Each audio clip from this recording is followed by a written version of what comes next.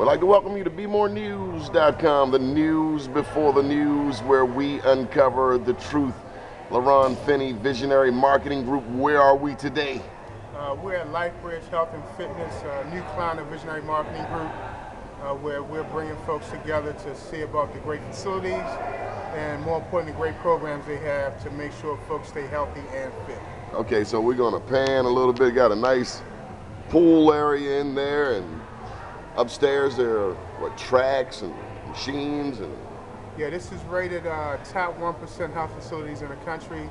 Has a salt water infused swimming pool, ton of machines, special classes, and so forth. So it's a facility that I think folks will really like once they get a chance to take a look at it. Okay. What else have you been working on? Well, you know, I've been celebrating the Baltimore Times 25th anniversary. We just finished doing a power luncheon with Damon John from FUBU. Did you learn anything? I mean, it's been a couple of weeks. Will anything stand out in your mind? Anything from his presentation? Yeah, it's really, you know, you just keep your eye on the goal, man. And regardless of where you are in your entrepreneurial cycle, it's going to be peaks and valleys. But as long as you're doing something with purpose, then the peaks and valleys will come and go, but you will still stay on course. So, you know, one of the things I heard him say was, just because you're pro-black does not mean you should be anti-anything. Oh, absolutely. We say that all the time. Diversity and inclusion is not always about race and ethnicity. It's about diversity of thought, diversity of mind, and just having an open palate to accept things that you may not be comfortable with in the beginning. So, yeah, Damon's a very powerful guy, and we hope to do some things with him in a very near future. Okay, we know you're about to, we're going to delve into this international African-American economic cooperation, but before we go there, because May 11th we're going to be a part of a town hall meeting. If you were able to be at that town hall meeting, what would you put out there to anybody running for mayor as it relates to minority business enterprise? Well, it has to be in the top 2, 3 on your agenda. And what we continue to emphasize is that it's really not about minority business enterprise and development.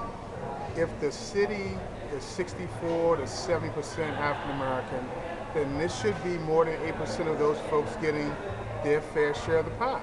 And if you begin to increase that share of the pie, then that just builds a more stable community, better neighborhoods. How so? I mean, I know it's basic common sense to you as a business person, but if you had more contracts, what could you do? I mean, what's the first thing that you do? Well, you automatically hire more people.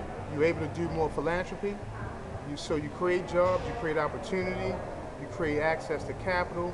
You then begin to employ folks who then have a tax base who can either become renters and then homeowners.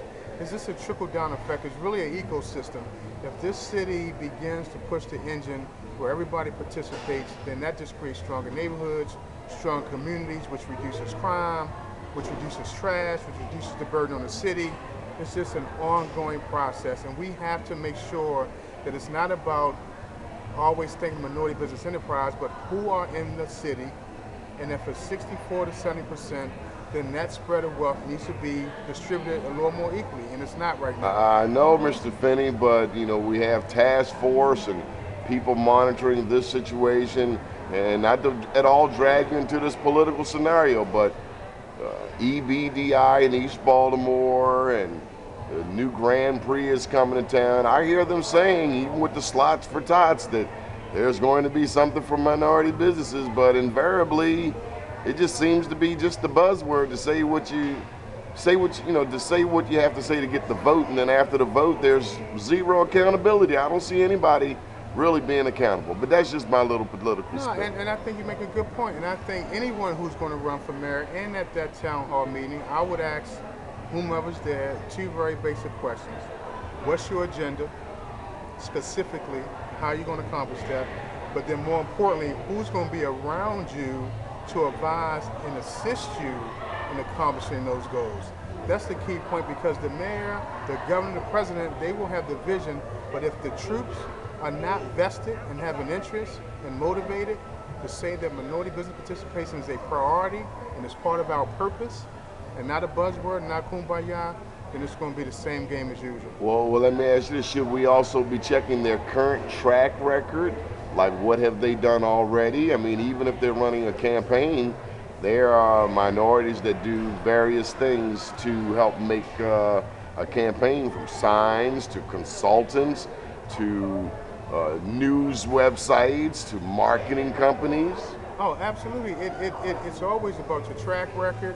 It's always about how you lay out your agenda. And again, I look at examples like Maynard Jackson, Marion Barry, and folks like that who surrounded themselves with a diverse team, but more importantly, that mission was to make sure that the entire population, and this is not anti-white, anti-Asian, but if I'm 64%, then I need to participate in the money that's coming through this city, because ultimately, I'm paying taxes on it, I'm buying groceries.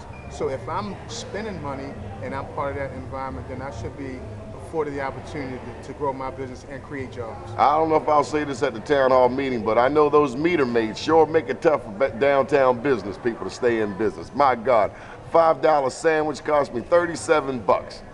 Okay, well anyway, African American Economic Cooperation, i.e. Nigeria, what's the plan for 2011? Well, we've been fortunate to be brought on board by the governor of Cross River State, Nigeria, which is a growing economic and tourist destination in Nigeria. And we're going over as part of the delegation as guests of the governor to look at economic opportunities, look at investment opportunities, look at where we may be able to assist them in their tourism and cultural activities. So we're very blessed to have that opportunity, and we're going to be there for about 8 days to see where Visionary Marketing Group can lend some of his expertise to assist folks in Nigeria meet their goals. Good deal. Any final thoughts? It's going to be interesting to hear your feedback when you get back from Nigeria. I mean, you're pretty, you're savvy, but you're pretty aggressive, and Nigeria is just a home of, I think aggression was born in Nigeria, so that'll be interesting to get your report. Well, we're definitely going to blog on a daily basis and send plenty of pictures, and we'll make sure it gets published first on BMORENEWS.com. Good deal. We appreciate all you do. Okay, buddy. Thanks. Keep watching BMORENEWS.com, the news before the news, where we uncover the truth.